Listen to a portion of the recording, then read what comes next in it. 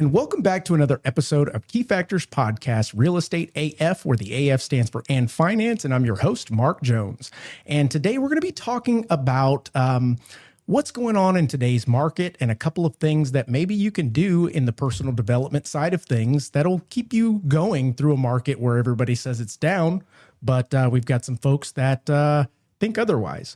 So I want to introduce my guests today, and they've both been on the show before. And they're both pretty badass people. So without further ado, let me introduce my guests. I first got Sandra Rangel. Sandra, how you doing? Thanks for having me again. Absolutely. Right. And then I've got JJ Garina. What's going on, JJ? How you doing, brother? Doing very well. So guys, we want to first give you just a quick moment to tell the folks who you are, just in case they are not wanting or willing to go back to previous episodes. But yeah, just tell us a little bit about yourself. So I've been in real estate for 18 years now, maybe 19 by the end of the year. And it's depending on the market is, right? Right. Real estate, residential, no commercial, like JJ one day. But loving what I'm doing, keep going. Just that's it. That is not your bio. I think Sandra Rangel, Sandra Rangel is a monster real estate agent. She's with Real. She was with KW back in the day with me. You know what? She was the first agent that opened up all of like, when everyone was like uptown near San Antonio College, downtown. Sandra had all the listings down there with Terramark. She's the one that brought like that urban living to San Antonio, if she wants to admit it or not. Yeah. We were all like, what is Sandra doing listing all this crazy stuff? Yeah. Like who's going to buy that? And Sandra had a vision. And I'm being serious. And I talked about this all the time. One of the top realtors, Hispanic realtors in San Antonio. Yeah, still one of the top NAREP realtors. Right. What you're ranked in NAREP? Like It was 3 times that I ranked number 1. 3 times the number 1. See, like, I do real estate 18 years. Like no way. But what I know about Sandra, like what I really talk about is like when we were all like, what is this girl doing? Mm-hmm. She brought, in my opinion, she brought Southtown to light. She brought Uptown to life. And she was the first one in the downtown area because Bobby, my business partner, was like, I love all of her listings. And I'm like, dude, I don't even want to park my car down there. Right. But Sandra was just with different builders and Killing doing infield stuff. So. Doing what it took. Without Sandra, there's no Uptown, no Southtown. I'm just gonna say right now. Ooh, I like that. So JJ, who are you, dude? I'm her assistant. It makes perfect sense now. Makes perfect sense now. 21 years in August. This is my Duncan year. Congrats. Thank you. Do commercial real estate, just only no residential. Well, I say that, but my business partner, I think he's retiring on me. He's on a plane every 3 weeks, so I do jump in. Okay. Like once a month when he's out of town, but just commercial primarily with EXP, which is like real. And I've been seeing a couple of pictures here and there on social with some residential closings. Are those his closings? That's when he's out of town. In? Okay. That's what I'm telling you. Very when good. he's out of town. Very like good. I say, I'm not in residential, but he literally is on a plane every 3 weeks, so I'm always back in it. So so yeah, commercial primarily with EXP. I'm certified coach with Success Magazine, DISC, the 6 motivating factors, EQ, all that kind of stuff. So I've been coaching for probably about 13 years now. Man, I didn't know that you were well versed in the EQ. It makes perfect sense now, having all the discussions that we've had and the way that they go. But yeah, eventually I want to have a conversation with you about that, because it's one of the biggest things, in my opinion, that realtors, lenders, salespeople don't have that they can acquire is EQ. Emotional equivalency. Absolutely. Yeah. You can work on it. I know I'm when I looked at my results, and it says that I'm not in tune with my emotions, and I'm like, nah, I am. But looking back, I really am not, because what I'll do is someone will say something to me, or especially someone that's close, like my mom or my girlfriend, and then I'll be like, I want to kill them, but it comes later. Right. Instead of being immediate. And then, they're like, you good? I'm like, I'm good. And then later I'm like, oh, I'm not good. I wasn't good. In fact, I'm way bad. So I have to learn how to like wait till I react, because if not, the volcano will erupt later. That's right. We talked about that a lot on the last discussion. So let's get into our discussion today. And we've got quite a few topics to cover. And I want to start with today's market insight from those that are actually in the field, shaking and moving, doing what it takes to get closings, get Right. people into homes, get people into buildings, into new leases. And as we know, real estate is always about location. In addition, real estate is very local. We can't talk about the California market and compare it to the Senate or Vegas market or any of the other markets. And most of our listeners are tuning in because they're in or around San Antonio.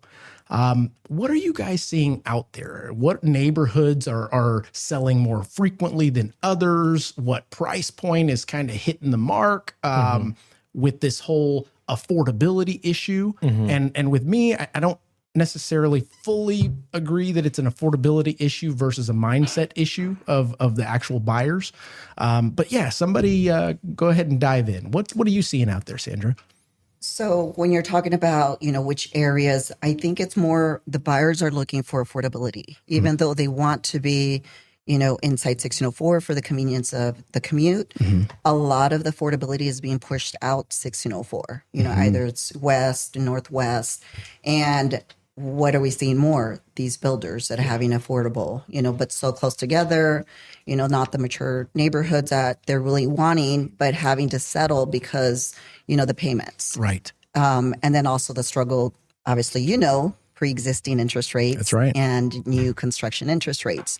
That carrot that they're dangling, get a lower interest rate. But you still have the clients that are savvy and saying, well, if I buy now pre-existing, when rates come down, I can refinance. Correct. If I buy right now with new construction, if the rate comes down, I'm not going to be able to refinance. So I'm locked on that payment. Right. So making those decisions and helping them navigate through those decisions. So a lot of the times they're being pushed outside 1604 for the payment affordability. It makes perfect sense. And you brought up the idea of builder versus pre-owned. I want to get into that. And the idea of the folks that are taking these lower rates but higher sales prices, let's say, will they have the opportunity to refinance? Sure, they'll have the opportunity, but I don't believe that it is going to make sense. Number one, you're already below what the rates are going to be at when they drop. Number two, when you go to refinance, it still has to make appraised value again. Correct. And that's one thing that I'm seeing that as we progress, prices are coming down, but those are continuing to rise. It's odd. Well, I want to get into the market, but just starting between new home and pre-existing. Yeah. So if you remember back in the day, if someone got a new home, I would tell them, hey, I hope you like it here because it's going to take you 7 years to break even. Like you can't call me in 6 years, 5 years, 4 years to sell because you're going to come in with cash. These newer agents, that's all they do is they rely on new home sales agent, like reps to help them close. They rely on new home blocks of interest rates to be bought down for their clients.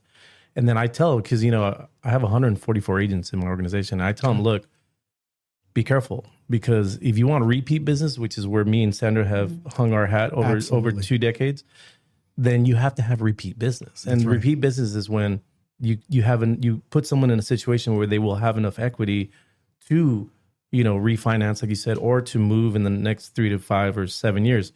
The average in the U.S., I think, is 6.5 years someone moves. But in San Antonio, it's lower because of military. But the agents aren't looking at that. They're just like putting stuff online like, hey, this is only $1,500 a month. This is only $1,600 a month.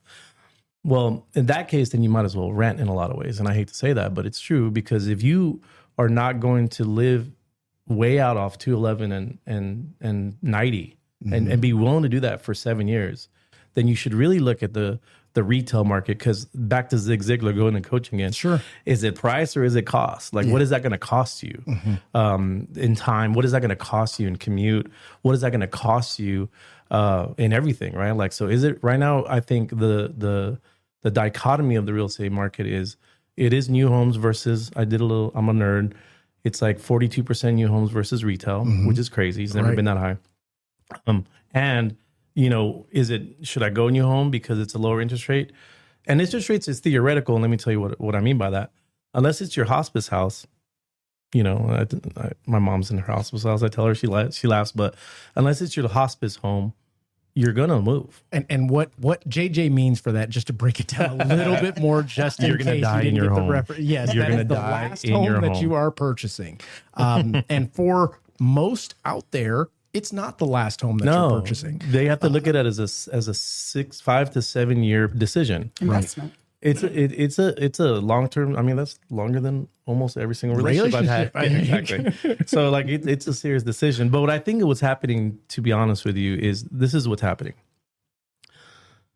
People work at USA, right? And then they'll have someone that has a listing, like Sandra will have a listing, and they're not looking at absorption rate. Right. They're looking at market analysis. The market analysis is, it is what it is. But absorption rate has been here since, I think, in 1972. The economy looks at the real estate market in three ways. Is it a seller's market, an even market, or a buyer's market? A seller's market is 0 to 3 months of inventory.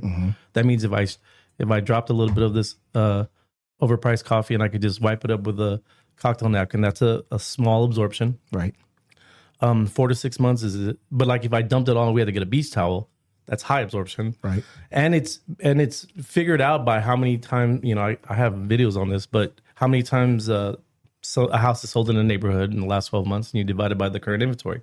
Now, if it's 0 to 3 months, there are neighborhoods like that. Like my business partner put up a house in the Northeast side, and he sold it in 4 days with multiple offers. Now, we also have a house that's east of downtown. This is her fault because she made that popular, but in Diggy Heights, right? And so in Dignity, there's a 17-month inventory. 17 months is past 12 months, and so that goes into an investor market, right? Correct. So imagine if someone goes into, 2 employees are at USA, and they're like, "Damn, JG sold my house in 4 days. He's awesome." And they're like, "Well, Sandra has had my house in Dignity Hill for 13 months and we don't have any showings." They think she's terrible. Correct. But it's not her and it's not me. It's location. Well, yes, but it's the absorption rate of each individual area.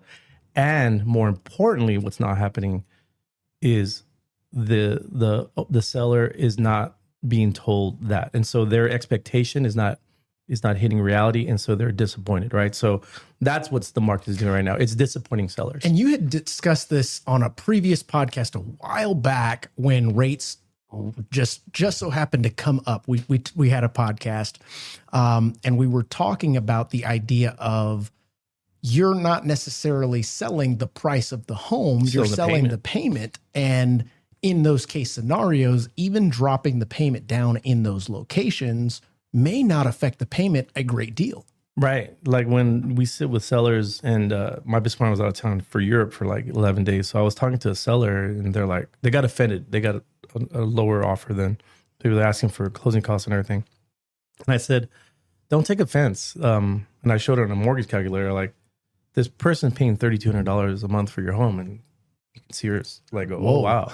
Say like, yeah, like I love your home, and I know you love your home, but would you pay $3,200 for it? Yeah, because when you got it, it was for like 7 cranberries or whatever, whatever it was. Yeah, that's right. Yeah, so yeah, showing them that like, hey, you have to be empathetic to the other side, but what's really happening, and if it was only me and Sandra, and people like me and Sandra on the market, it'd be a hot market. But what's happening is there's newer agents that were born in the 2020, the hot market. Absolutely, yep. Anyone with a super key could open up a house and make money. There was no skills. No one worked on there's 17 closing tactics. No one's worked on that. They don't know if they're visual or auditory digital or kinesthetic. They don't know how they speak in sub languages. They're not working on their game. And so what's happening is buyers are dictating what agents should do, and sellers are dictating where prices should be at. And we're facilitators of that. We have to set expectation for both sides. We have to use information that's available, like in showing time and absorption rate and CMAs, to like let both sides know, like, look, I know you want $10,000 off of this, but if you look at the absorption rate, it ain't going to happen. Right. Or on the other side, say, hey, you're in Dignity Hill. There's 17 months of inventory. If you can't wait 17 months, then we got to drop. Right. And and those conversations aren't happening, and that's where the market is. I totally agree. There's agents that can't set expectation for their clients, and it's not their fault. Here's another thing too, that it's not their fault. I'll come across an agent and I'll have to close both sides and say, like, dude, you should tell your client this. Now, I'm going to stop you there. Do you really think it's not their fault? And hear me out on this. Because after doing something over and over, getting the same results, it must not be me, right? I mean, you've got a coaching program that teaches me these things. Those agents have so much available out there to learn, to be able to catch themselves up on what you're discussing right now. And whether they're, let's say they are practicing and getting into coaching and fine tuning their craft and actually being a student to the game, just not actually applying it. Well, I want to ask Sandra how she got good, because she's incredible. But how I got good is that I used to like drive my coach around. Seriously. He would say, hey, I'm showing houses Tuesday, Thursday, and Friday. And I would drive him. Yeah. Like, and he would be, just banging out calls, and I'm listening to him banging out calls, and osmosis, just absorbing. And then he'd be like, what'd you learn from that phone call? I'm like, well, I learned that you're a high D. Like, you punked that other person pretty hard. But it taught me a lot. It taught me how to talk to clients, how to close in person, how to set expectation. I think there's now like so much information online. Like, this podcast is amazing, and there's so many things online that I think a new agent's like, oh, I'm just gonna figure it out on my. I'm gonna figure it out on my own. I'm gonna watch a bunch of like pretenders, not you by the way, but like pretenders that are on TikTok and Instagram, and they're gonna have like these really shallow one-on-one versions of how to be a real estate agent, and then they think they can just apply it, or they don't understand that you need to go and be under her. You need to go be her agent for 6 years, and that's mentorship. Is like, I want to be like Sandra, so I'm gonna do what Sandra does, because if I do what Sandra does, then I'm gonna have her. Is the be do have, right? I'm gonna be like Sandra, right? I want to be like Sandra so I can do what she does, and so I can have her business. That's not happening anymore. Right. It's like, I'm gonna internet it out, gang, and let's see what happens, and that ain't working. But it's not their fault, because our old school ways of learning is out there. It's and we're talking best from cloud-based companies too that don't have offices, right? That's true. So we also don't have offices to listen in. And those are the hot chicks right now, EXP and Real. And so there you go. How do you create that culture of learning when we're all siloed and in our own pajamas or chones or whatever you want to call it, watching Ellen in between calls is they don't see that. Heritage still has it. I love Heritage and I love KW in general, but those I want to talk a little bit about how Compass has now bought, most of the real estate industry. You can't beat them, buy them. And so what's going to happen to these legacy markets? And it's going to be a big change. I totally agree. That's going to affect the market. Before we get into that, I want to hear what Sandra has. I want to know how she got good. Absolutely. What did you do to get good? Well, I just think it's also, like you said, pull that mic closer to you. Old school. There she is. Doing what you need to do. But me coming into real estate, it was more coming in to serve. That was very important to me. Customer service was like priority. Right. And then knowing that I'm not going to put my client in a bad position. The feeling of hurting their finances or anything. So making sure that I'm taking care of them like their family, And funny word called fiduciary. Yeah. But it's more of like, I want them to be able to come back, and I want them to be able to refer me because they had such an amazing experience. And I basically really took great care of their interests versus mine. And it wasn't about the paycheck. Hey, this is not the house for you. Let's move on. Let's continue. And not being afraid of doing that, because then they sense that, oh, wow, Sandra didn't just have me sign this and move forward so she can get paid. Right. Many times I will tell my client, I don't think this is the house for us. And I think a lot of that is, I always tell people, prepare yourself for, the winter, right? Yeah. And so if you're always keeping busy and having things in your plate, then when the situation comes, it's like, oh, shoot, I need that closing. I'm going to push my client like, yeah, it's a good deal because I need that check. So being comfortable and said where, you know what, you're not depending on that one transaction to skew how you're directing your client to go. Yeah. And then also, like you were talking about, JJ, is that you really didn't have equity in your home when you sold, for 5 years. And you would always hear clients, you're going to buy your home, you're not going to have equity into it until after 5 years. Minimum. Yes. And then after COVID, that was different. Yeah. But it's like knowing that commitment, you're going to stay here, you're committed to 5 years or more in your home. And even when I bought my first home, I was told, oh, you'll probably stay just 5 years. And I'm thinking, it's not a car. Why would I want to keep trading it in? Right. And then, yes, 5 years, Boom. life changes. I'm moving. And, yes, I did have a little bit of equity, but not to say humongous, but I bought because I could afford it. The rate was fine for me. Right. But it's just different things like that, how you look at things back then and how you look at things now. And you personally, as you both have been in the business for many years, as you went through different markets, because we've seen different markets, not one similar to this. This one's a little different. Homie, this is my fourth recession. My dad was in real estate too. I remember in 1987, it was tough, bankruptcy's tough, right? And then, I remember 2001. I was in 08. That was totally my fault. I'm so sorry. I was if you could fog a mirror, I was putting you in a home. Yeah. If you're still sending out pre-approval letters and praying your realtor send you the next lead, you're already behind. Top producers are winning because they're giving their agents more than just rate sheets and donuts. They're giving them LoanBot. With LoanBot, you can offer realtors a white-labeled, co-branded digital mortgage tool that they send straight to their buyers. It's like giving them a mini loan officer in their pocket. Available 24/7, fully loaded, and branded with your name and their trust. Buyers can self-diagnose, compare loan programs, check real numbers, search properties, and explore down payment assistance without blowing you up at 10 p.m. And the best part? You see everything. Every scenario, every lead, every milestone. You're looped in the whole way. LoanBot isn't a widget. It's the referral machine you've been waiting for. Here's the deal. Your realtors can get it from us directly for $9.99 a month. But it'd be in your best interest if they got it from you. Either way, they're going to get it. White labeled, co-branded, transparent, and more. Sign up for your demo with our team of innovators. And then this is another one. This is the weird one, though. If we are in recession, or I think we are, but if we are in one or not, this is the weird one because it's a fake inflation, right? It's meaning what we're just talking about when builders are able to buy blocks of money and then compete against us. That's never happened before. Right. And I say us because we're the retail market, but we're also the new home market. And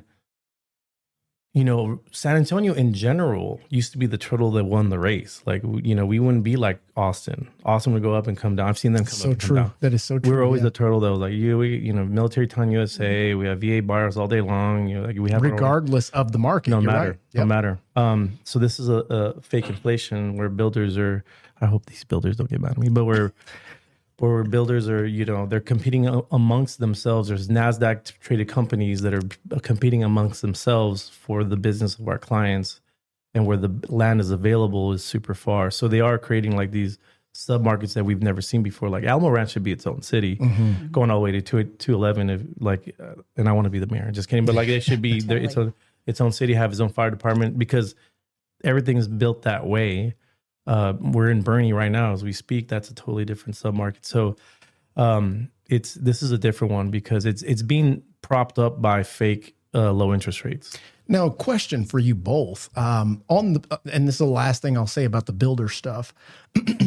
But do you believe that the builders are doing something that may or may not be a bit deceptive to continue to satisfy their stakeholders? They're not deceptive. I mean, they're in a lot of ways they're servicing the general public need. because they are buying blocks of money, right? And they're allowing it to go down or they're allowing to hold it in different. Oh, that's me. No, not me. Not me. But so they're servicing a lot of the need. I feel like if we didn't have them doing what they're doing, then what would our sales be at that point, right? I feel like it would feel a lot more like 08, you know, than if they weren't doing what they're doing. So I don't think they're doing anything deceptive.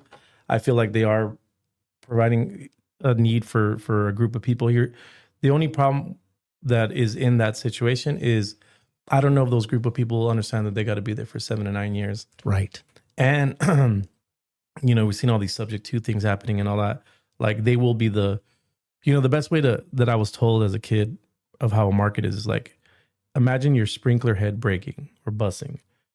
There'd be water all, like it's in the middle of your yard. The water's all over your yard and it goes out to the outskirts. The outskirts are the outskirts of the city. That's where, water is going to get a lot where it usually doesn't. Outskirts is also like second home markets like Rockport and, all that kind of stuff. Sure. Where you're really feeling it right now is the lakes, right? Yeah. Like Canyon Lake. Yeah. So when people have a lot of money, there's a lot of water, there's a lot of money, cheap money, then Canyon Lake started going up. Remember we seen like Oh, absolutely. $500,000 in Canyon Lake? I was like, what the hell? Yep. Now, when you fix that sprinkler head, which we just did, it's so like Soaks it back in. well, it gets all dry. So the outer areas of town, second home markets are going to be the canaries in the coal mine. So I always talk to my Rockport agents and I'm like, how y'all doing? And they're like, Canyon Lake agents, they're like Heather Knox, she's a monster out there. She's like, And that's a canary in the coal mine that we're adjusting, we're fixing the sprinkler system. Right. And it should just be like Alamo Heights, Bernie. Like it should just be Constant. like, that's what's going to be constant no matter what. If like right now, Bernie is kind of recession proof. Alamo Heights is recession proof. Yeah. There are neighborhoods that are recession proof. They're not going to eat it. Right. And they're going to still continue to go up. The other ones is where you should be afraid of. And that's where the builders are building. Yeah. Well, let's switch the gears real quick. And you had mentioned something that I want to bring up. It wasn't a topic here, but a question that I have for you guys. No. The compass thing we'll get to. Oh, okay. But it's even simpler than that. TikTok. I want to get you guys' thoughts on what you believe TikTok has done for our market, our industry, the way that the newer agents get their business. And I want Sandra, you to start simply because after the first podcast we did together, She's been on video. She's a video you queen. went nuts on video and it is awesome. It is awesome. But I will tell you, you are one of the few from the, let's call it, seasoned veterans that One of the old ones. That's what he said. That's pretty much what he said. that are jumping on there, getting on camera and being consistent with it, as opposed to the newer agents, newer lenders. They don't know as much as we do. They don't have as much experience. So nor do they have the contacts or the book of business, the reputation, all of these words that describe somebody that it's a seasoned expert. So what do? They jump on social media. They jump on TikTok. They make a clever, funny video that really has something to do with real estate, but not really. And all of a sudden they have customers from a demographic that believes, oh, if they're on there, they must be an expert or they must know what they're doing. What are your thoughts on that? So, yeah, I do see a lot of that. But coming from someone seasoned as myself, I know that I have to keep up with the Joneses in a sense. Yeah. But the thing is That mic right here. I am not comfortable, There you are. as you know, with video. But I have to put myself in uncomfortable situations. Absolutely. And if I'm not going to do it myself, then I need to hire professionals to help me with it.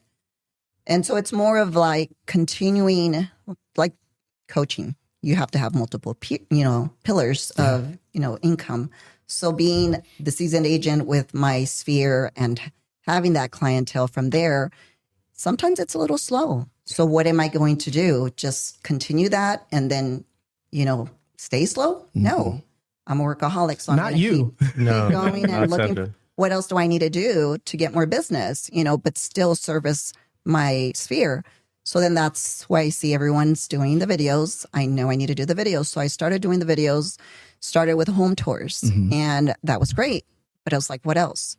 I'm not getting followers for just the home tours. Not everybody was wanting to buy a home. Right. So how am I going to attract more eyes? So I started doing hotspots. So I started, basically giving back to the community, spotlighting local places, businesses. So I looked at it as I'm helping them, but it's also helping me because then people are following me because they want date night. Yeah. What do I do for next date night? Oh, you know what? Let's see what Sandra had posted. And also restaurant, new places coming up, Elsewhere Too is coming up. That one did really well. Everybody's asking me, how do I get a job there? I'm like, I don't work for them, but I'm just helping promote, because Right. I think I'm excited for it too. So sharing things like that is really helping open up more, eyes, more communications, more DMs. So that's really great. But I'm also keeping my image of what I want is that the professional, and still showing that I'm fun, I'm laid back. Yes, I'm a workaholic. I look serious and mean sometimes, but I'm very approachable. Yeah. So I know that was very important for me because people would think that I was not approachable. And if it's like, you guys, you know me, you're like, oh no, Sandra's really cool. But the people that don't know me, so I felt that I had to share that side of me as well, even if I was uncomfortable doing that. And so it's really been really great. I'm enjoying it. You know, I have video day on Wednesday, 10 videos in one day. So I have everything coming for the next couple of weeks.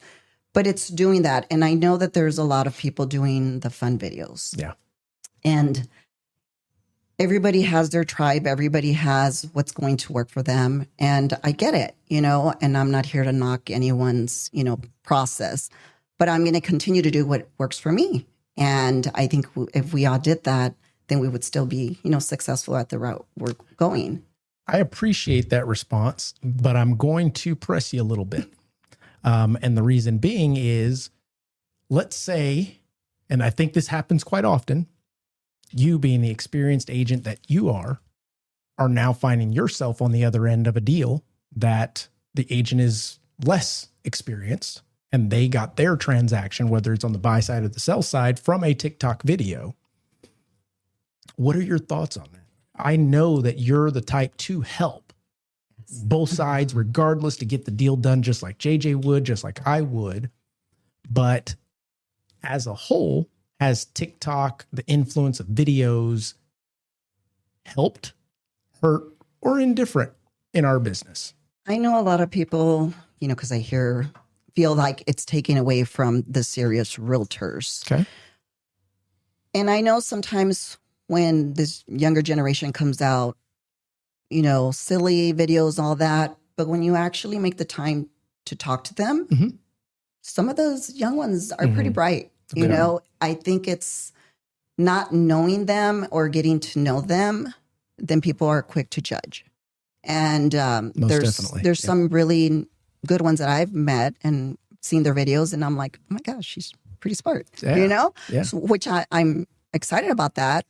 I don't feel like it takes from my business, because I'm secure in what I've created.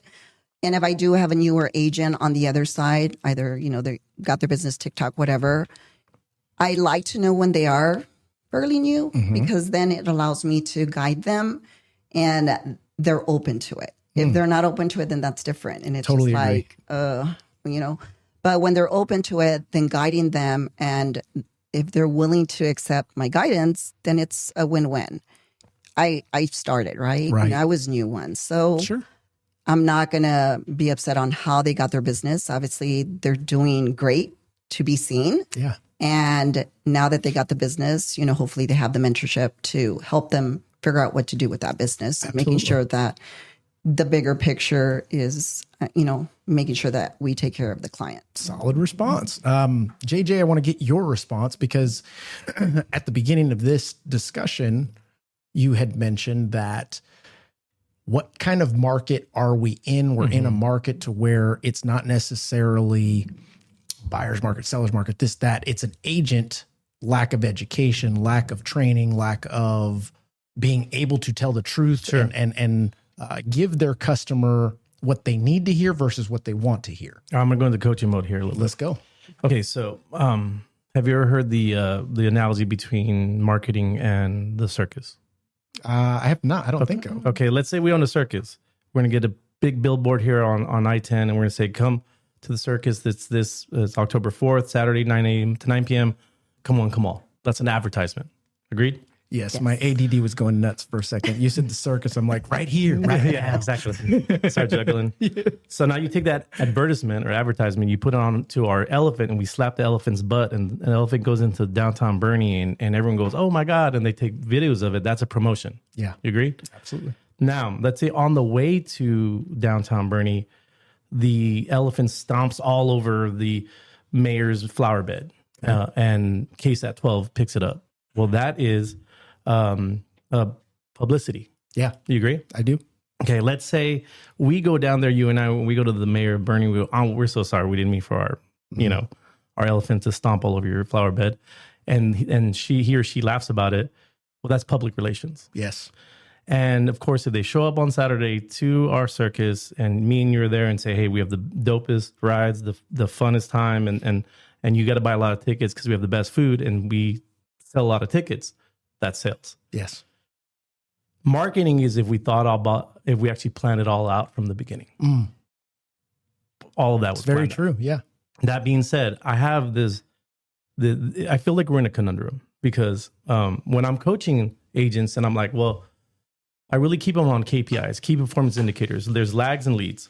So I go, what are you trying to accomplish with your videos? What's the lag?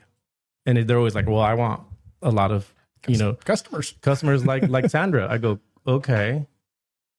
Then what kind of videos are you doing? Well, I'm doing these real jackass videos that, and because this other person has them and they have a lot of followers, I go, well, how much business does that person have?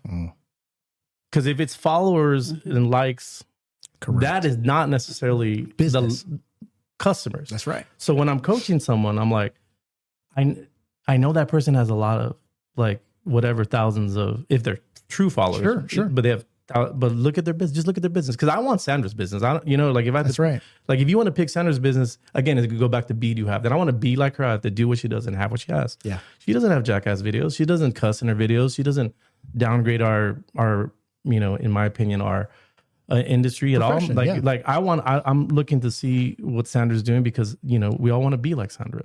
So I think it comes down to there's a group of agents that are like following. They're looking for followers and likes. Yeah. Which doesn't equate to business.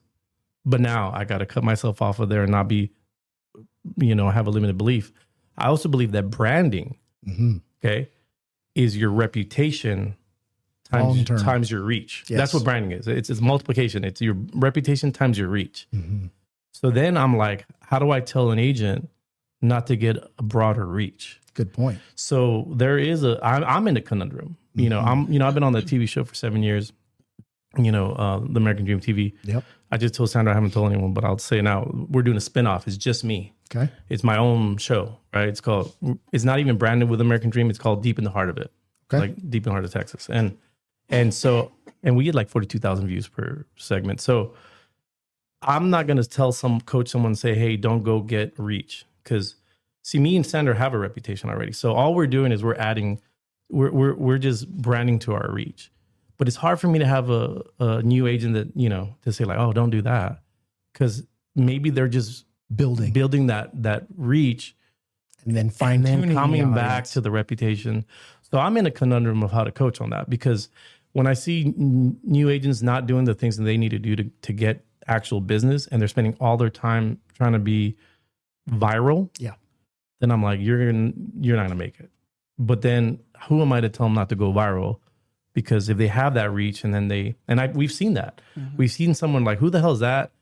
And then all of a sudden they have a reach and then they build in a reputation for that reach. And then now they're players. Yes. So as a coach, I'm for and against it. It depends on how I have to side with both of y'all. Yeah, I have to side with both of y'all because on my side, on the lending side, nobody wants to talk about mortgage. Nobody wants to talk about lending. It's just it's boring. It's boring. It really is. It's the non-sexy part of real estate, but very necessary. So I take an approach that I'm going to give them education, time to make them laugh. Education, that concept. Totally. And thinking about it now, you're right. It does grow the audience, and then coming back with the education and the real experience and the real valuable information that they can actually use for whatever to purchase, to refinance, whatever the case may be, it fine tunes that audience of who's actually viewing. So that's a good point. Thank you both for that. So last topic on this, what's going on in the market. And I want to throw this stuff up. JC, if you can throw this on the screen so we can just look at some stats. Zillow, based on San Antonio value trends, the average home value is at $258,873, which is down 3.7% year over year. And I bet if we went 2 years back, 3 years back, 4 years back, it's down quite a bit. And then we've got realtor.com, median listing home price as of August 2025 is at $295. It's with a slight decline year over year. And then look at that. Kim Howell's on here. Kim Howell, San Antonio real estate market agent, reports that single family home prices rose by 5% year over year, while inventory increased 15%, and sales fell 7%. That's an odd little equation there. You've got home prices rose, inventory also increased, but the number of sales went down. Let you guys dissect that or just think about that for a moment. What that means to me is that prices are fixed we're still affordable. San Antonio is still affordable. It's not even debatable, I don't think, right, in the national level. But there's, the people that were just throwing crap against the wall in 2017, 18, 19, and 20, that it's not working anymore. Correct. So only it's always like find the motivated. Only the motivated sellers and the motivated buyers are making deals. Motivated buyers are because they moved here or military or whatever. And motivated sellers are, I think everyone's saying, they're going to stay on their 2.875% interest rates. But if you look at other stats of credit card debt, we're at the highest we've ever been since the history of mankind. So, right. And I know Sandra knows this, like when we sit down with people and say, hey, here's your net sheet, you're going to make all this money. The first thing they go like, well, we're going to pay off debt. It's always the first thing they do. Like they don't say like, we're going to go to Vegas. Like, no, they go, we're going to pay off debt. No, they go to Vegas like a week before closing. Yeah, exactly. And ruin it all. No, they go, we're going to pay off debt and then we're going to have a down payment. And then, as debt rises, pressure mounds, sellers start to get, and if you look at the real, NER had a stat that said that 76% of people that bought between 2018 and 2020 regret it, have buyer's remorse. So it's just, it's this pent up demand. And it's going to and I think all these macroeconomic things are making people feel uneasy, like tariffs, are we going to pay them back? The Fed rate. Yeah. I mean, there's all these like macroeconomic things that are making people, they're not pulling. I was hoping they would pull out of, as a commercial real estate agent, I was hoping they're going to pull out of the actual, market with their money market, but now it's soaring again, right, artificially. So there's all these macroeconomic things that are influencing. And I hate to say it, but the average consumer just doesn't understand all that stuff. Correct. Because they're not watching it like we are. And so they're like scared. And then their parents scare them even more and say like, you can't, that's not worth $400,000. Right. My mom, if she saw like houses, she's like, that's not worth it. I'm like, Mom, it's the market. That's where we are today. Yeah. Look at your house and look at how much it increase in value. So I think that's what that says, is only the motivated are doing stuff. And so finding that is the game. That's a good message. Only the motivated are doing stuff. And I would go as far as to say the motivated and well-educated with a plan at hand, or it kind of goes back to motivated. Sure. Being very motivated. Yep. So with that, and we talked about why the market is the way that it is. How do you feel, and this is for both of you, feel that, and I'll answer for the lending side. I want you guys to give us some insight on the real estate side, the idea of part-time agents. I feel as though it has been rising since, for the last, let's call it 3 years now. It has just been rising. I'm seeing in social media groups, on my side, I'm in a bunch of lender groups where it's like, hey, I'm a part-time loan officer. What are you guys doing to stay relevant? Or can I be a part-time loan officer and still succeed? And you've got tons of people motivated or encouraging that type of behavior. Yeah, you can do it. I'm able to do it. I do this and I do that, and I'm still able to do it. And I think it's all relative as far as, number one, how many people do you want to help? Do you want to be the person that kind of helps them or just gets a paycheck? Because for me, on the lending side, if you're part-time, you are doing and I'm going to say this, you're doing your client an injustice. Why? Because it's all about experience, scenarios that have come about. What I've found, being that I own LoanBot, Review My Mortgage. We see a lot of different lenders around the country that are needing leads, that are talking to customers. And the idea of, if you're learning as a new to the business loan officer, 3 years in, 4 years in, but have been part-time, not fully committed, and you've only learned 1 or 2 programs, what good are you to the customer that comes to you and doesn't fit that mold type concept? But what are you guys' thoughts? Because it's a little different on the real estate. I'm not going to say you can learn real estate a lot faster, but you definitely have a broker that you can lean on. You've got plenty of tools out there, but is it something that we should promote or not? Well, I know me coming into real estate when I first got my license, obviously I had corporate job working for the Toyota plant. So that was my career, I had my degree. So when I got in real estate, I was able to pour myself into it for evenings and weekends because my husband worked evenings. And, but I threw myself in it and I was learning as much as I could because I knew the time was going to come where I'd have to make a decision to quit my career. Because I looked at it as, I have a career, real estate, it's real estate, right? It's a hobby. I didn't see it as a career at the point yet. So then when it got to the point, I quit my full-time job and made real estate full-time because I knew that I can't half-ass, Yeah, we're team whole ass right here. Exactly. So then once I did that, I went all in. So I know that there is that transition period, but for people to continue to be just part-time, right now I can barely keep up with what I have. And so education, continuing classes, Zooms, trainings and all that, I think it's really difficult when you have a full-time job and doing this on the side to be able to balance all that and keep educated and keep up with what's going on in the market. And I have, a part-time agent on my team. Perfect example during COVID when everything was moving. So you're probably kicking tail. So he was still helping, friends and family, because he had his corporate job.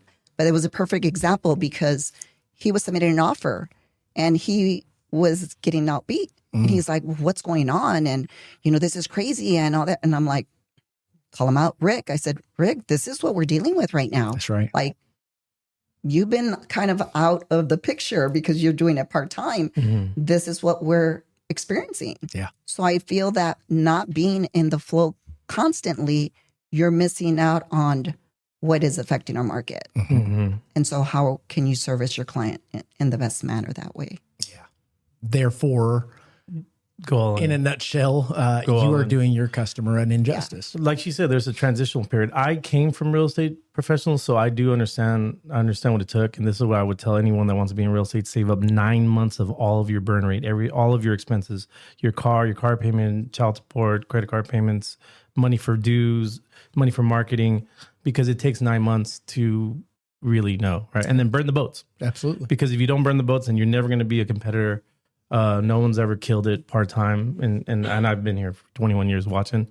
They can get out the gate good. Sure. Because they have a really good database or they have a really good mentor or sphere. But then there's a really low ceiling and there is too much, right? There's too much to be a professional. And I would ask people this. They think it's a job, not a business. So if we were going to open up a taco truck, you're not going to do it part-time. You're the end-all, be-all, right? That's right. And that's for a taco truck business, right? Correct. So, and then even more so, like, my stepdad's a retired judge. And, people go, like, if someone's going to sue you, are you going to pick a part-time lawyer? That's a good point. And you're not going to Part-time get... doctor? Yeah, exactly. Part-time dentist? I'll be like, no, I'm good, bro. Yeah. So if this is the biggest... But they're giving me 1% back. Exactly. They're like, yeah, but the Novocaine's cheap, right? So like, but like if this is the biggest thing that most families invest in, there's the biggest, highest ticket item that they're going to invest in.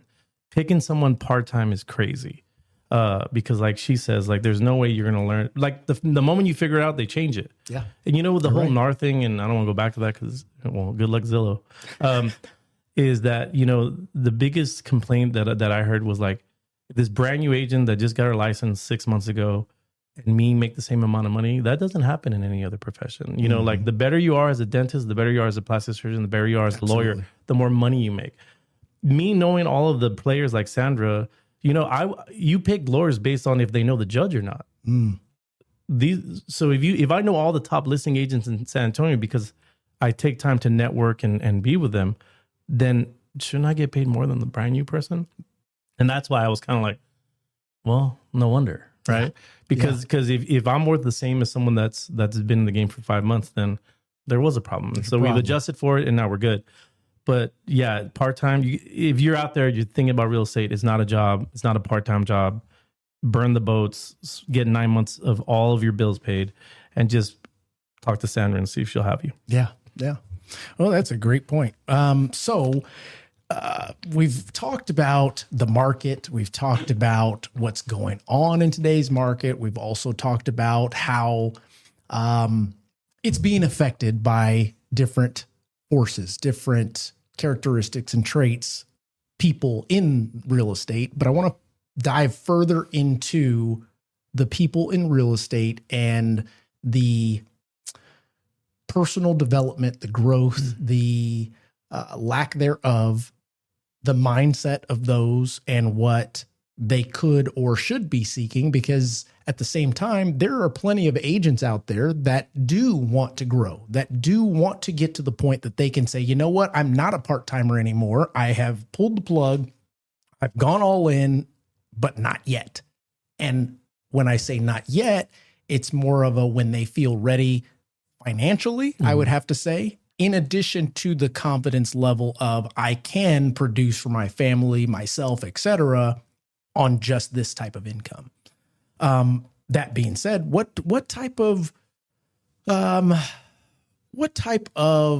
personal development, what type of basics? Because for me, a lot of it is, guys, get back to basics, learn your basics. Where is your foundation? Well, you start a house with the foundation concept that I'm preaching to loan officers.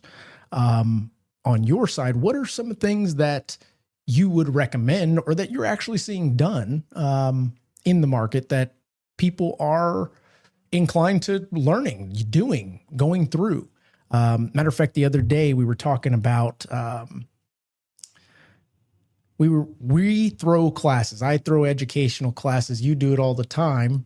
And for some odd reason, the butts aren't full all the time as they used to be before this market the way that it is. And is it because they are at their other job? Is it because they don't have the idea? You know what I'm saying? They don't have the fire to want to learn more, to help their customers more, to be the best that they can. What are some things? Let's talk about that stuff. I mean, why they don't show up? I don't know. There's various reasons for that. But I do feel that the more training you get, the more you put yourself in those classrooms. I attend a lot of JJ's, classes that he has. I see he's there. I take that opportunity for free training for JJ. But I think also too, depending on your season, coaching, hire somebody that's going to hold you accountable. Because what I'm seeing a lot is that accountability, like even for myself, right now doing an accountability 30-day run, and 10 o'clock, I'm ready to go up, take a shower, go to bed. Done. Yeah. But I said I committed to my mile run every day, and I have not stopped, so you go, girl. I'm almost done. Okay. But I think that's where, JJ it's very important to have somebody within, depending on your seasons of where you are in your business, to have that accountability partner if you don't have the money for a coaching. But good point. Even there's different coaches where you can start with one, add another, or even have two at the same time. There's nothing wrong with that. It's just one could be mindset, one could be, life coach, business coach, correct. A health coach. Absolutely. So I think understanding that we all need someone. We all need that encouraging. Even with me with a team, I loved having the team because we would motivate each other.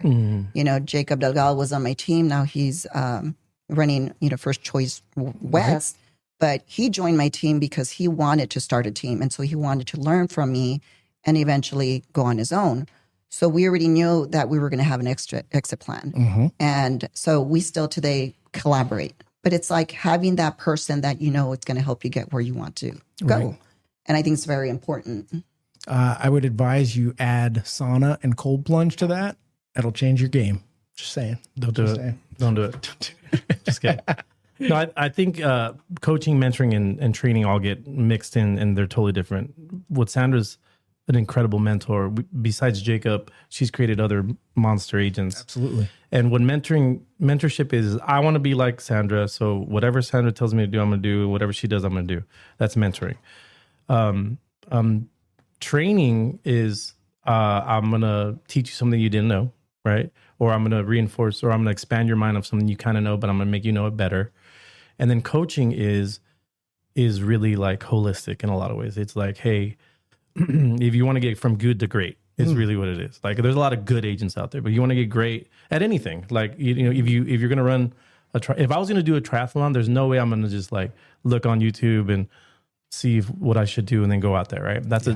But people get triathlete coaches, people get personal trainers, people get like, and that's where you see these huge transformations. Yeah, gains, yes. So if you want a true transformation in your business, you have to, like I have done, except for 7 months of my career, you have to pay someone to hold you accountable or expand your limited beliefs. Because the more you pay, the more you pay attention. It's just how it is. Skin in the game. It is. I remember when I had a personal trainer, I was like, man, the alarm would go off and I'm like, dude, I don't want to go. It's cold, it's dark, but I know he's getting paid no matter what. And he would just prop me up and run over there.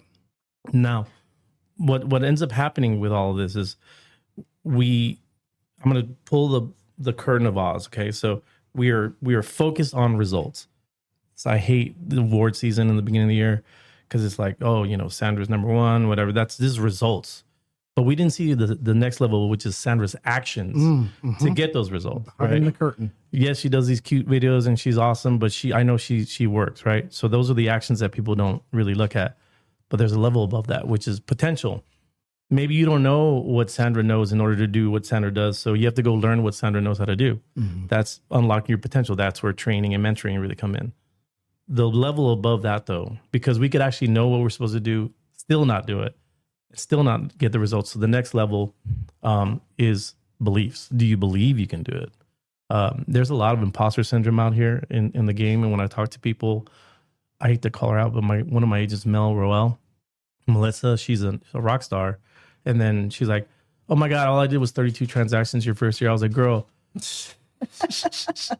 Check the scoreboard, ma'am. I worked with her. She's awesome. I'm like, are you kidding me? Like, I actually invited her on here. Did you? Be doing one after she gets her braces off. I'm like, get your ass in here. Another imposter syndrome BS. So I'm like, girl, you belong. You have a seat at the table. Sit down. So there's this belief, like, do I believe that I can do it? Do I believe that it can be done? Like the 4-minute mile and Roger Bannister, like no one did a 4-minute mile till the 4-minute mile was done. Yeah. So there's people like, oh, I don't think I can because I'm a Southside person or because, I didn't grow up in this or whatever. There's that belief because if you don't believe you're not going to do it, then, and there's a level above that. There's values. Like, what do you value? And I think that's what a lot of people are kind of, they don't know what's important to them. Like, for instance, if I was going to get to my BMI, my body mass index, I would have to, like, what I value, what I would care about, right? Yeah, is not eating carbs after 3. It is not, all these things that I have to care about to get there. Like you with your running, you have to care about stuff. So you have to tap into what you value in life, and then of course the level above that is you have to have an identity. Like I believe my girl's becoming a runner, right? That's an identity. There was a time where you weren't a runner. And now you're a runner. So do you see that? So like your identity has shifted and that takes like a commitment, but those are the levels. It's results, actions, learning, unlocking your potential, believing that you can do it, valuing what you need to value. And then your identity happens. If you try to skip any of those steps, it ain't gonna work. God, that's a good point. That raises so many good points and questions that can come about in regards to these agents that are, like you say, imposter syndrome, whether you believe you can or you can't, you're right. And sometimes even if you believe you can't, but you've got the skills, the work ethic, and the people behind you, you get there and it hopefully something that you realize, oh shit, I did. And that changes your mindset to being able to get out of that imposter syndrome and get into your real skin and start growing, start fine tuning, start educating yourself with the right people, aligning yourself with the right content that takes your business to another level. But I mean, that being the case, where should we go from here? We've probably maybe another 15 minutes on some stuff. What do you guys want to talk about? Compass. Can we talk about Compass a little bit? That's You need some data? no. Okay. Sounds like he has something on it. Well, I'm just a nerd of the game, and so but like Nothing wrong with it's that. very interesting that all the legacy brands are banding together, and then so it's going to be the legacy brands that Compass buys, and it's going to be KW. There's going to be the us, the Outliers. well, not anymore. I think we were the outliers, and now we're the concept, right? Where it's the cloud-based brokerages and that give people skin in the game, and it's going to be a very interesting dynamic because besides, like when you do a merger, I just don't understand the merger and Are acquisition. you guys both real? No, No. I didn't. I'm- Okay, I was I'm- like EXP. EXP. Coke, and Pepsi. Yeah. Okay, I was like, wait a minute. Just making But we sure. get along. Yeah. Oh, 1000%. Yes. No, Yeah. we love each other, and I'm so happy for everything that Sandra does. But yeah, it's a really weird merger and acquisition. I've been, when you think about why would you merge and acquire? They're in the mortgage business. Black Knight has been doing it quite a bit. Okay. And there are mortgage companies. Guild buys Academy. Academy was already a big company. Why'd they buy them? Well, I mean, they're adding something to their book, which may be servicing, which may be another branch of their business Yeah. that they didn't already have. And in many cases, it's time to, let's say you've got a great job of doing margins at 10%. They've got a good 10%. Well, how do we get to 20? Let's acquire them. And now we've got 20% margin. So yeah, it's I mean, usually- it could be that simple. usually buying power. Yep. Right? Because the more you can buy the bulk, the better. But this is real estate, so that doesn't work. It should be centralizing, like one HR department Yep. instead of 20. Absolutely. Branding, marketing can all be Sure. that. Which could kind of make sense. But think about like how extreme these legacy brands are. We have C21. We have Better Homes and Garden. Like they couldn't get more different. Right. All being bought by Compass. And Compass comes from the we can't beat them, buy them, which is we've never seen that before in Sure. our game. So the only thing that I can think about, because I've been thinking about this a lot since it happened, was for monopolizing data. So Compass, they're the ones that say, hey, we're just going to have our own internal MLS. But now that they have 73% of all the real estate that's being sold or something like that, they can just say, you know what? If you want to know about the properties, come to compass.com. And we're going to be like, wait, That makes sense. So that's my prediction. You can, And if they stamp have it. enough of the market share, they They can. become the market share. Well, yeah, They and then become the it's- now yeah. of the needle. Yeah. So like think that's the only thing I can think of is they're going to be like, oh, we have all the listings. So so now it's funny. Residential is going to look like commercial where I'm not with CBRE. I'm not with JLL. I'm not with the big boys. I'm not with Riata. Right. It's like me and Uri, like going out there and we're like these like little Davids against Goliaths. And, we have clients that are like, hey, I want to know what that development cost is on, 211 and whatever. And I'm like, well, I've called the guy 15 times. I've emailed him. I've texted them. They've ignored me. And then they hold out until your buyer goes to them directly because they want to keep it all in-house. Could it also be something along the lines of example? Well, could it be something along the lines of do all of these different one-offs have, let's say, a book of business under management? And similar to, let's say, I've now retired and I've got all this money, but I want my money to last. So I'm going to buy something that someone has created versus creating something that no one has think created. about that. If I told you 10 years ago that Berkshire Hathaway, C21, like I named all these legacy brands where we're going to be bought by anything, you'd be like, no. No. They're powerhouses on their own. You're No, exactly these are right. legacy brands. We're not talking about like Chingadera Realty. Like we're talking about like huge brands, right? Absolutely. And so now it's gonna disrupt the market Curious for to sure. know.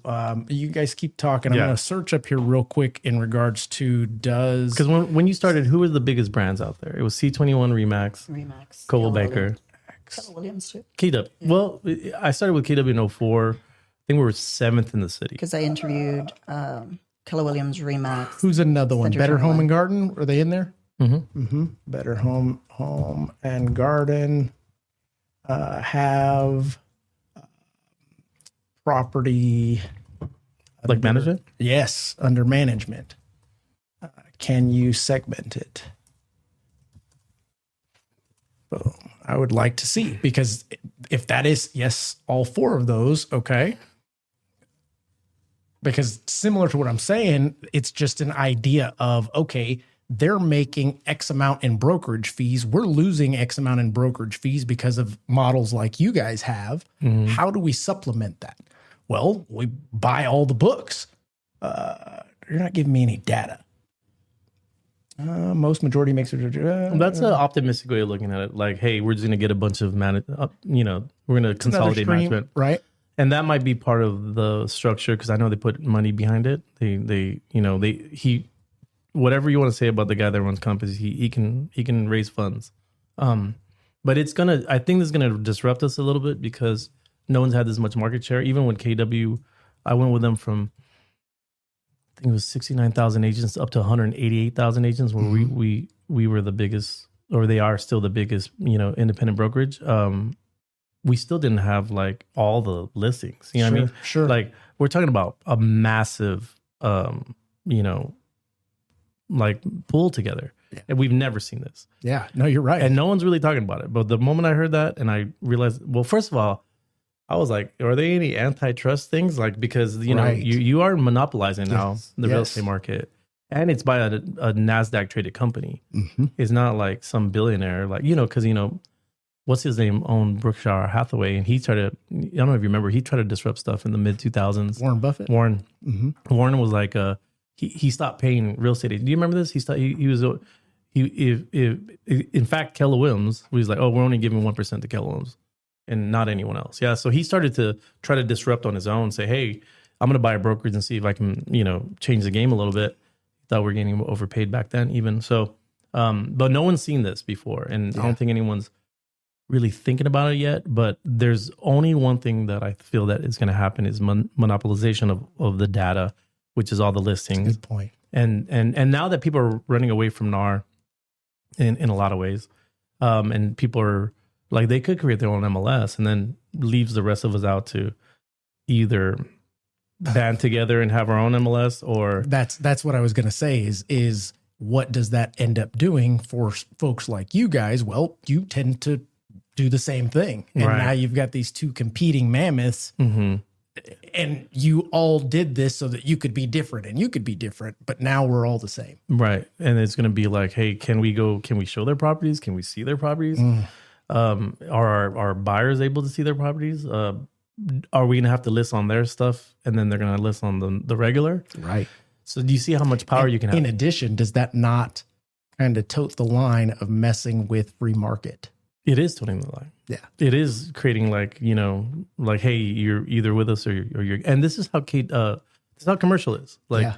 the commercial boys, they're like, no, you're not part of CBRE. So we're going to keep it. They always tell me, we're just going to keep it in-house. I was like, what does that mean? They're like, we're going to have Find buyer our and own. seller in-house. Yeah. Like, we don't need you. And so be careful. This is going to be a disruptor, I promise. Wow. It's going to be something that's What do you going to think happen. the time frame on something like that? Well, they just came There's to... no way to know. So Well, they just came to a price. So I'm assuming we'll start feeling it Q1 of 2026. I mean, depending on... I mean, How that's they a go lot about of it. different things to manage. absolutely. Might be a year, but we'll see whatever their intent is. But that's a huge... And what's weird is Compass is also... Like, they didn't make it here in San Antonio. Real TSA. And so their model's not working because their model was like signing bonus. I'm going to give Sandra a signing bonus to bring all of her listings over to us and give her stock. That didn't work. So they're buying right? Like they're like, hey, they were trying to act like finance boys. They're like, hey, we're just gonna buy your book of business. We're gonna buy your book of business. The problem with that was when you give someone like a signing bonus like that, especially an agent that usually hunts and kills, well, they stop hunting. Well, I compare it to somebody that is, and we've had this discussion, someone that adds people to their team and they do it because they believe that we're growing. This is the only way I'm going to be able to do more business, but you don't add more people to a team that's not working. Like if it's not working right now, people isn't going to help it. You got to figure out, right. You got to figure out what works first. Then you add the people to what is working.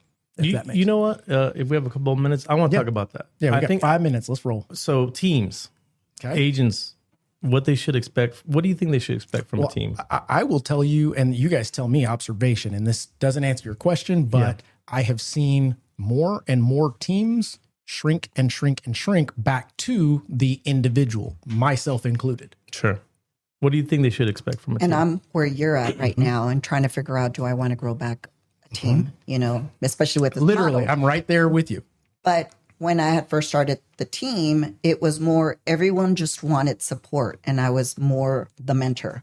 I was there to show them what I do, how to be a successful realtor, and helping them. So I feel like now the expectation is like joining a team, feed me leads, and and that's all I need to do. That's all I need. That's right. So that shifted for me. That now it's like adding a team, and I'm like, well, maybe I don't do a team again. Maybe so. I'm still trying to figure out which is going to be my cloud-based model, my network, help them grow, or adding the team and finding that fit to pour into them like I'm accustomed to doing. Correct. You know, they're coming in knowing we're all independent, self-employed. Just because you join a team or cloud-based, your sponsor, we're here to help you, not hand you a lead. That's right. And I think you and I are both in the same scenario in the sense that we've grown several teams, we've lost members, and did we really lose them or did we coach them too well that they could do it? But that was the intent the whole time. I mean, you and I, we're not going to not tell you something that is for your benefit if it makes you a better person and makes the team a better fit. But it is very difficult in regards to timing, in regards to how much value we've put out there. Then going back to our market, there's less business going around. I mean, there's no, well, I've got all this business. Okay, great. But as a whole, it is less business, period. I'm kind of liking being the head of the snake again and not having to worry about it. But at the same time, at what point, because the market's going to shift. They always do. Everything is going to come back around. How long it's going to take, we don't know. And you're only one person. Correct. That's my struggle. Like, I like having a team, you know, even if I have one more. Like just today, I received a text from an agent that was on my team 10 years ago offering any services because she's slow. And it's like, okay. Come on, but here is something I need you to sign. Seriously. No, I think the MRA disrupted our industry. Millionaire Real Estate Agent, Gary Keller, great book. It's the Bible, right? It's like how to leverage yourself up to 7 levels or whatever. But here's the problem. I don't think any of us really wanted a 7th level business in the end. And if you mess up at any level, you get, I hate to say, a bitch slap back down to production. And so I think her and I are anomalies because I didn't build teams to walk away from them. Right. I built teams to pour into people and make them, you know, knowing that I'm gonna create a competitor. Sure. And that sounds weird until you get into our brokerages, and that makes more sense because they stay with us forever. You can let the pajarito fly. So I think that anyone that's seeking a team should really again try to figure out what they're getting from it. Are they getting a temporary fix to a long-term problem, or which is like, hey, someone's going to give me leads, take more than half of my money, and then I'm not going to have any sales under me. Like they're all going to be in the sales of the lead agent. So I get no reputation. That is extremely important. Absolutely. So it becomes a jail cell. Yeah. Because you're now giving up more of your money for leads because you didn't go hunt them, but then you didn't learn how to hunt, so you don't know how to go hunt for yourself. And if you're in those situations, then it might be like a personality profile that you have, and you're like, hey, I'm good with that. You know, like I want to There's people that just don't want to be You're right. the head of the snake, and that makes sense. But if they're not that person, if they're more like Sandra or I, then just think about it. I think people just like, they have a friend that's killing it on a team that's a well-oiled machine, like, the Neil O'Neill team or the Castillo group or Levi Rogers or Maloof. Like, they have well-oiled machines that are awesome, right? But they're also, just spitting agents in and out. And so you got to figure out if you want a team or not. Figure out what you want. Do you want leads? You want mentorship? You want training? You want coaching? Because that doesn't necessarily mean a team. They could just be in your organization. They can just be in my organization, and they can get almost all of that. Wow. Yeah. Well, guys, we've talked about a lot in this. When I asked you guys what kind of topics we want to bring to the table, We didn't have any. We didn't have nada. But I think the folks out there would be extremely satisfied with the information, the perspective, and the insight that you guys have provided today. Is there anything else that you'd like to tell our listeners that maybe they can, like I used to say, take to the bank in cash? Close us out. Take the bank in cash. The market is definitely changing, and if you want to like get good or great in your game, you have to find a mentor. You have to find a coach, because this is a serious industry, and we can keep it serious, but we have to take it seriously. And so I think that's, if you don't have a mentor, coach, then I would say seek it out. No matter who it is. She's an incredible mentor. She creates monsters. I've been doing this for a very long time. Just reach out, just see what you're lacking, because there's something out there that you're probably lacking, and the best way to do it is just go find it. Love it. I love it. Guys, I want to thank you for joining me today. Always incredible conversations, high level, and for the good of everyone, to be honest. Those of you listening to this, I hope you're getting something out of it, because there was plenty to get. And I want to remind those out there that each one of my guests that join us, they are high-level experts. They are practicing in the trenches of what we do, and they're not being paid to be on here. Wait, what? But we're doing this for the betterment of all of what we do as real estate and mortgage. And at the same time, we're also getting better at what we do, public speaking in front of people. So we too have to continue to sharpen our tools and work on our craft. So I hope that you continue to listen and subscribe and jump in and all that good stuff. I promise and commit to continue bringing you guys experts that will be honest and always keep it real. That being said, we'll catch you on the next one. See ya.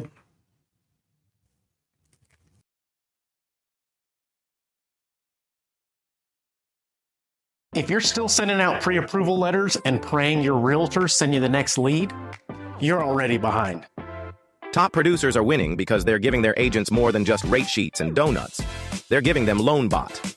With LoanBot, you can offer realtors a white-labeled, co-branded digital mortgage tool that they send straight to their buyers. It's like giving them a mini loan officer in their pocket. Available 24/7, fully loaded, and branded with your name and their trust. Buyers can self-diagnose, compare loan programs, check real numbers, search properties, and explore down payment assistance without blowing you up at 10 p.m. And the best part? You see everything. Every scenario, every lead, every milestone. You're looped in the whole way. LoanBot isn't a widget. It's the referral machine you've been waiting for. Here's the deal. Your realtors can get it from us directly for $9.99 a month. But it'd be in your best interest if they got it from you. Either way, they're going to get it.